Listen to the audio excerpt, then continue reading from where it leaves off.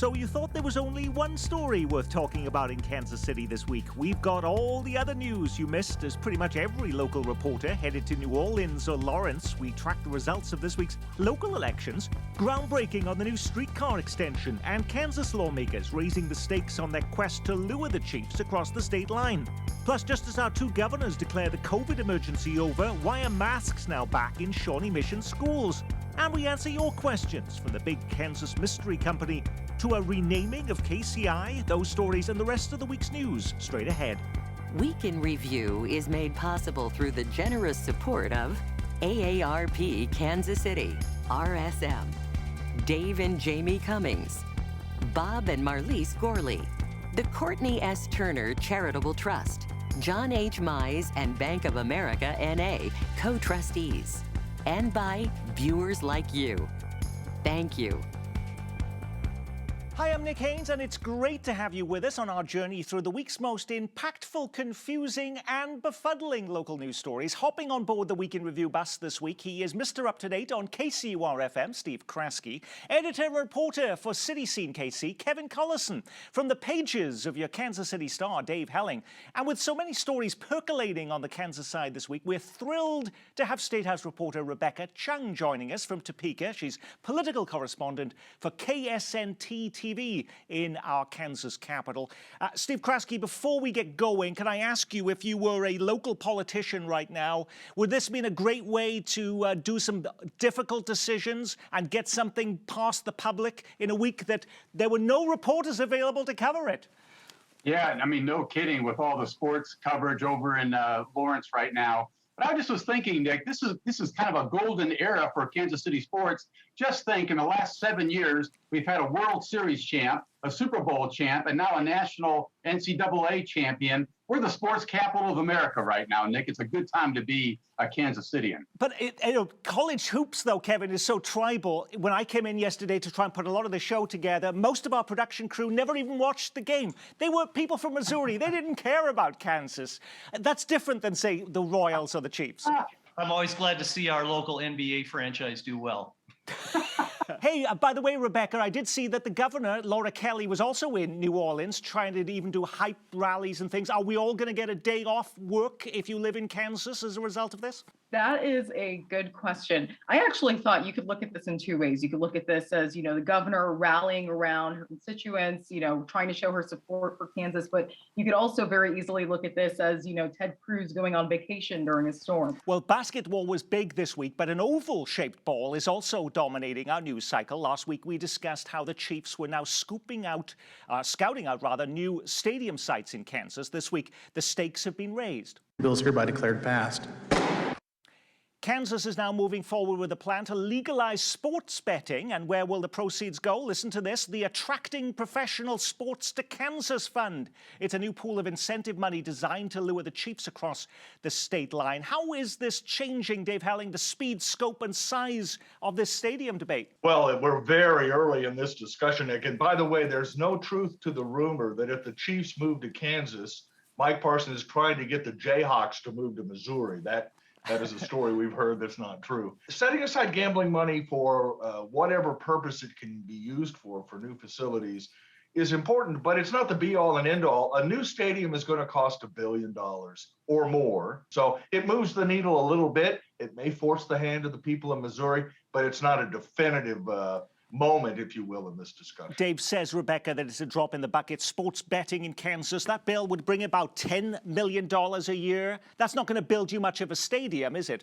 I definitely think they're trying to at least, leave a trail or put certain things in place so we're in a good position that if something does happen down the line, something can come our way. Most states in the country have already approved sports betting, Rebecca. Why is it, after years of saying no, did the lawmakers at the very last minute decide to move forward with this and to tie it to trying to bring in a sports franchise too? Well, it could be a lot of things. And I think it could be, maybe the pandemic, shifting that mindset, thinking, kind of lighting a fire under their seat a little bit and saying, well, now is the time that we need to take action. We need more money coming into the state. We need to be secure in times where we may be unsure. And I think that's something that could have contributed to it. But I think it also just comes at the time, seeing that everyone else is moving in this direction, and Kansas also maybe needs to, take those steps, as some of the conversations that we've been hearing here. I think it also goes back to your second question in regard to, adding this attracting professional sports teams to Kansas Fund. I think that also comes with, just maybe the news of the Chiefs possibly moving, and hearing that, I think it kind of also tells them, well, maybe we should add something like this. Maybe we should incentivize something like this and, cash in on the moment. Mayor Quinton Lucas, Steve, says absolutely never going to happen. Missouri Governor Mike Parson saying this week, we're going to fight this. We'll be competitive with any state. Does that mean there is no shortage of money? They're going to throw everything they have at the Chiefs, give them away their wallets from the state of Missouri to make sure that the Arrowhead stays in Missouri? Well, they may have to here, Nick, and I think the Chiefs are being very smart here. They have put themselves into the stadium conversation very aggressively after all the focus had been on the Royals and this downtown stadium. Anyone who's applied for a job, Nick, you get a job offer, you have a nice job, you get a job offer from somebody else, suddenly your employer wants to pay you more money to keep you. That's exactly what's going on here right now with the Chiefs. You have two states vying for this team and willing to pay big money to keep them. Smart move by the Chiefs. By the way, Kevin, listen closely to the debate on this in the Kansas legislature, and it's clear there is more to this. The Kansas side is thinking big. Lawmakers say this new fund could also be used to try and attract an NBA team. Other states do this. Kansas does not presently. We may be able to attract a professional team, basketball team. So could you imagine that? Missouri keeps the Chiefs and Kansas gets a new professional basketball team? You wouldn't even have that at the Power and Light District, Kevin. I really don't know a heck of a lot about the NBA, except for the fact that one of the biggest questions has always been, is there an ownership group here that would be willing to put up the huge amounts of money to bring a team here? But I'd like to get back on the sports discussion, because I've written a lot about this. And when you look at it, the egg is being broken with the Truman Sports Complex. John Sherman has been clear from the get-go. He wants to do a downtown ballpark. So the whole arrangement that was put in place in the early 1970s to have both teams married to one another out there at 70 and I-435, that's off, which is opening up all these interesting possibilities. Now, the Chiefs say that they are being pitched by Kansas developers. They were very low key about this whole thing. And it does raise the real possibility that, as Steve mentioned, you'll get the resources of an entire state involved that might not otherwise have been the case. As in the words of the Godfather, give them an offer they can't refuse. That's going to be pretty tough, and it is going to up the ante for Missouri to try to match what Kansas would be prepared to do. And they've got star bonds and a lot of stuff out there that they could throw at the Chiefs. Dave. The idea of the Chiefs moving to Kansas is very old, in part because it would be a way for Kansas and Kansans to help support this regional amenity that now is on the backs primarily of Jackson County taxpayers. The idea is, Kansas, you build for the Chiefs.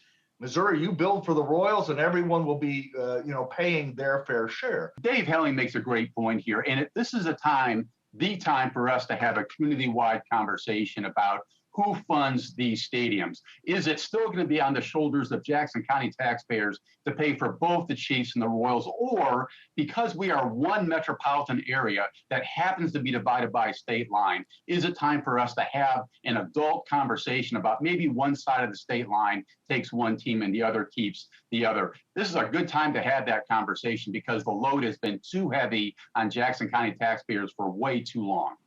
Luring the Chiefs to Kansas isn't the only issue on Governor Laura Kelly's mind this week, as lawmakers send to her desk an avalanche of contentious bills. Will she sign them or veto them? Most closely watched is a ban on transgender athletes competing in girls' sports. The second bill blocks so-called sanctuary cities. It follows a recent decision in Wyandotte County to approve municipal ID cards to undocumented workers. It also instructs police not to cooperate with federal immigration agents. And lawmakers have also sent to Governor Kelly's desk a parents' bill of rights requiring schools to make available to parents every lesson plan, test, book list or handout the teachers provide their students. Supporters say it's about transparency. Governor Kelly calls it the Teacher Demoralization Act.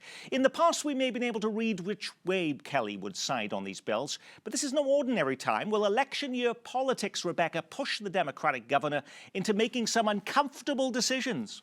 So we look at the Parents' Bill of Rights and the trans, athlete bill. I think when we think about that, that may be a little bit more clear. We may see her kind of do with, the trans athlete bill, what she did in the past, which is veto the bill. And then we may also see a veto override coming. However, I think with the immigration bill, or the sanctuary city ban, we need to start thinking, well, this is a very big Republican issue. This is a very big party issue, the border issue. The governor hasn't spoken about this publicly.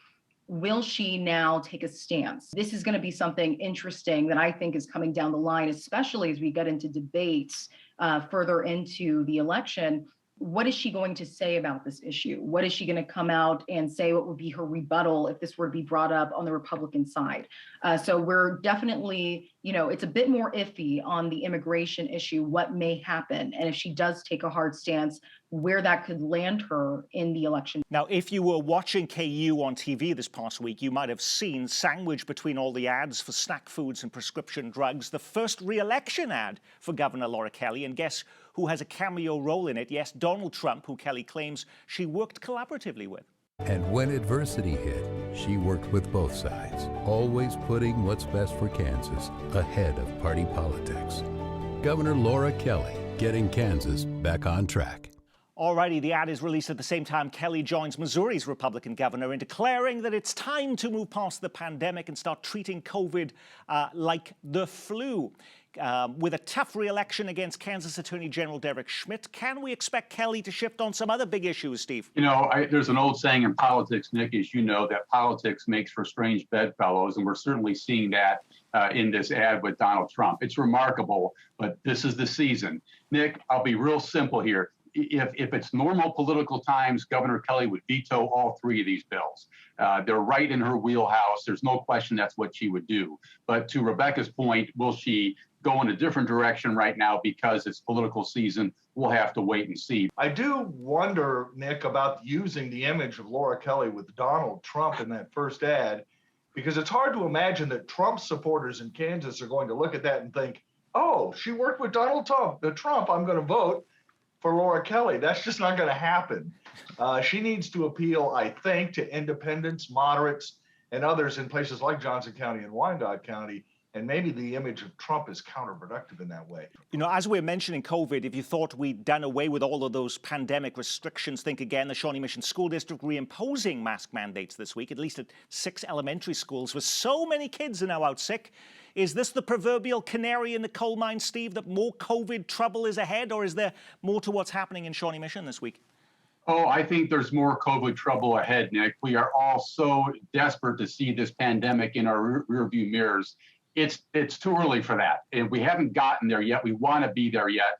And I think people need to be careful. I just got my 4th shot last Friday, and I think it was a good idea for me. And Nick, just to point out here, speaking of Governor Kelly, think about this for a moment. If she gets that $4 billion Panasonic battery plant, if the Chiefs continue to show interest in coming to Kansas, and if she can get that a big food sales tax cut, and then she tops it off with an NBA franchise, she's good to go for another 4 years, I think, Nick. Rebecca, Steve mentions that big Kansas mystery project, which we were told may be Panasonic. We were told also we were going to have a final decision by mid-March.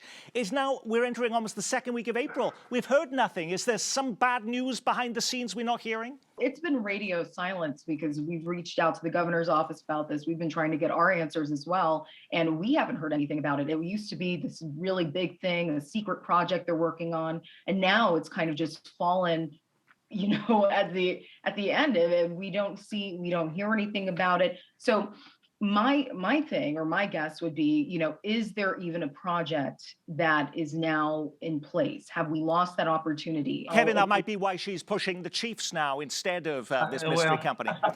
I guess I would argue that if we haven't heard an announcement from anywhere else, that this thing is still in play, because, the other rival was supposed to be Oklahoma.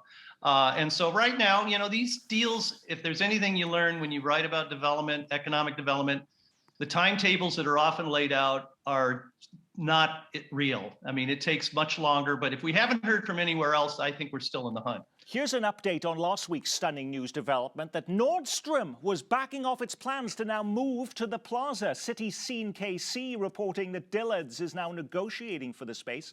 Would most Kansas Cityans prefer Dillard's or Nordstrom on the plaza? And would Dillard's just close one of its other stores, possibly at Oak Park Mall, Kevin, to move there? I can't really speculate on what Dillard's grand plan is for the Metro, but I do know that, right now the owners of the plaza, it seems it looks very likely this Nordstrom deal has disappeared. So I've got a couple of people who are pretty wired, and they were telling me that, yes, indeed, they are in discussions with Dillard's. Dillard's is actually of all the department store chains, doing much better than their peers, including Nordstrom. And I think it would definitely be something that they'd be interested in. Now, whether they'd want to close the store, if I'm speculating on Dillard's saying if we do open another store and we shut another one down, I would say the Independence Center would be the more likely choice. We heard a lot from our viewers about this story. Kyle says he'll support whichever one commits to actually building and getting rid of an awful empty lot that's been sitting there for 3 years, harming such an iconic part of our city. Steve, what have been the implications of having this huge hole in the ground for the better part of 3 years on the plaza?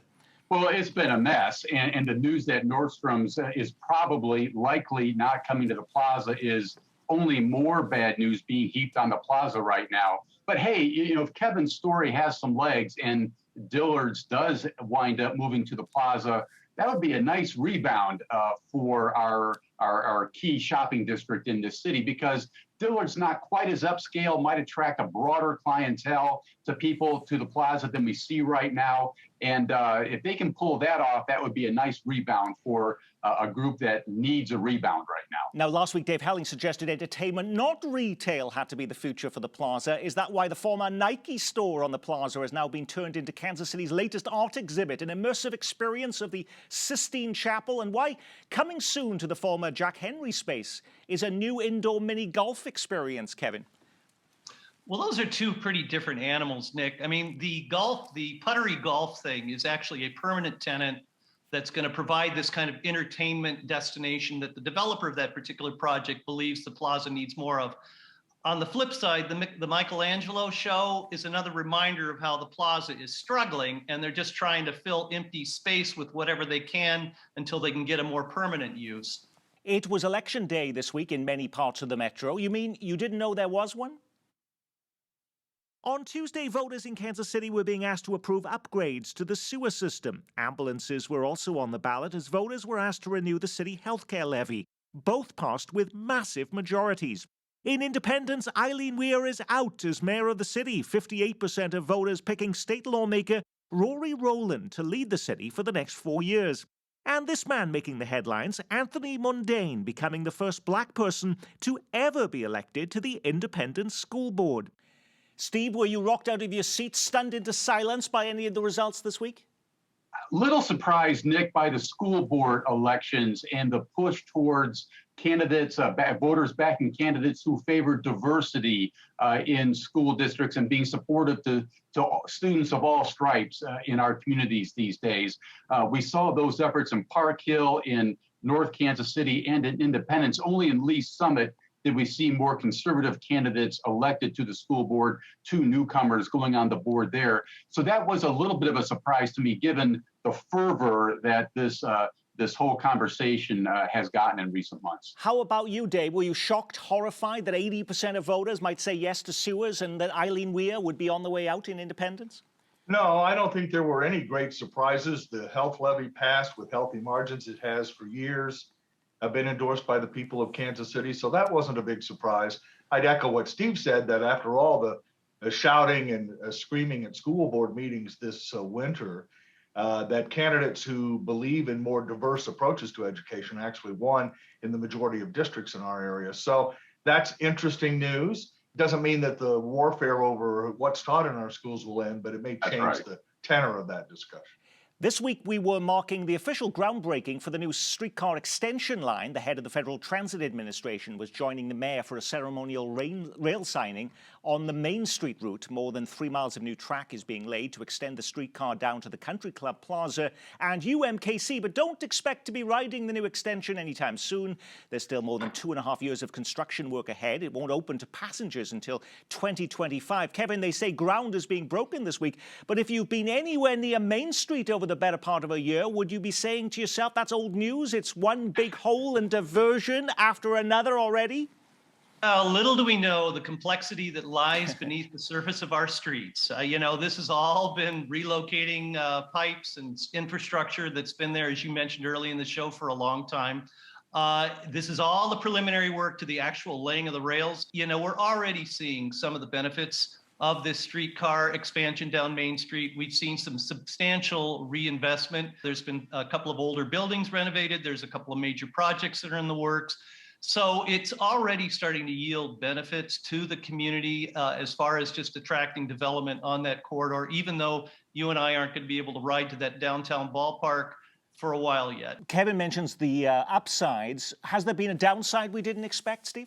Anybody who's tried to drive down Main Street in recent months is taking his or her life in their hands. It is really a tough slog right now, particularly at night, trying to navigate through all the different barricades and that kind of thing. That's been the big downside. But hey, that's the price of progress. And I, for one, I can't wait for that new streetcar to come up to our campus here. It's going to change a lot of lives here and save a lot of money for students who won't have to, buy parking passes and pay for car maintenance to have that available. As we're updating projects, let's update the biggest construction project in our metro, the new look KCI Airport. In the last few days, the development team has announced it's now 80% complete.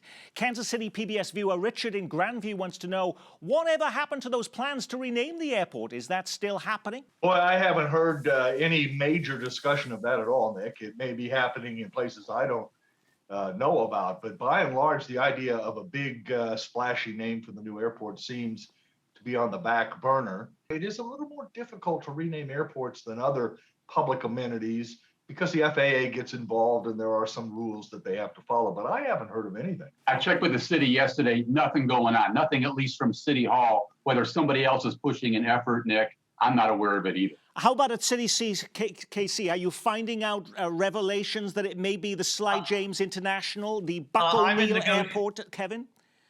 City Scene is in negotiations to buy the naming rights. So it'll be City Scene International. I haven't heard anything. There may be, to be honest with you, all joking aside, there may be some naming rights things that they'll pursue to help put a little more money into the coffers of it, but I have not heard anything at all. And just quickly, Nick, all joking aside, the Kansas City Council went through a 2-year nightmare renaming Paseo or not renaming Paseo, the entire Martin Luther King debacle, which really, I think, impressed on the council how difficult these changes can be.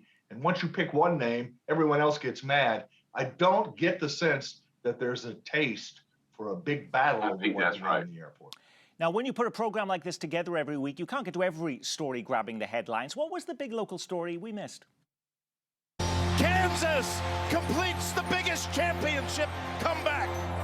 KU lifting the national trophy dominated the local news cycle, but it was also the week that saw the first court trial contesting Kansas's new congressional map. There were more public hearings to gather feedback on a new police chief, and a large group of clergy took over the steps of City Hall to demand the next chief be from outside the department. Overland Park debated short-term rentals, but stopped short of banning companies like Airbnb. She may be the first black justice on the Supreme Court, but all 4 local senators voting no. Missouri may have expanded its Medicaid program, but there are reports of 5-month waits to enroll. The city blames staff shortages. And it's opening day for the Kansas City Royals after a pesky lockout delays the start of the season. Alrighty, Steve Kraske, do you pick one of those stories or something completely different? I picked one of those, Nick. All 4 of our U.S. senators in the area coming out against the Supreme Court nominee. Listen, Democrats play this game too. This is payback for Democratic objections under Donald Trump. But having said that, this is, after all, the first African-American woman in the history of the United States to be nominated for this court. This feels like a missed opportunity to me. Rebecca Chung. Well, I'd have to say maybe those redistricting trials going underway definitely would be one of the big stories. I think some of the evidence that's been brought, of course, is that Susan Wagle video that came out kind of explicitly kind of talking or hinting at gerrymandering. I know when we talked to her, when that video came out, she was saying she was trying to do everything that she can to get Republicans elected. And I think that sort of, could be taken in the wrong way by some. And I think this could be something that definitely plays a major factor in trying to get these maps overturned. The redistricting maps that did come out, a lot of Democrats did not like them. A lot of Republicans said, well, this is how we're drawing them in regard to evening out the population this year. So it's going to be interesting to see how this plays out in court. Kevin. I'm going to go with the police chief story. And the reason I'm saying that is totally understand there's been so much attention about how whoever takes over that department needs to create a culture that's more respectful of people's rights, that's more sensitive. But a huge question that's not being talked about is somebody's going to have to turn that department into a much more effective crime fighting operation, because we still have horrific homicides in this town. Quality of life issues like drag racing and stunt driving are just driving people in the city crazy. Burglaries are up. We need to also talk about the fact that we need a more effective department and what the new chief will do to try to do a better job of reducing crime in the city. And Dave. Well, first of all, tip of the cap to Rebecca. She's exactly right. That trial on the Kansas side is fascinating. And I would say the overlooked story on the Missouri side is redistricting as well. They still don't have congressional maps in Missouri. And there's some talk about reopening the filing deadline once they get the new maps, because nobody knows whether they live in the districts they want to represent or not. We need to keep an eye on that. And on that, we will say our week has been reviewed thanks to the stars Dave Helling, Kevin Collison from City Scene KC, joining us from KSNT TV Topeka, State House reporter Rebecca Chung, and keeping you up to date weekdays at 9 on KCUR-FM Steve Kraske. And I'm Nick Haynes from all of us here at Kansas City PBS. Be well, keep calm, and carry on.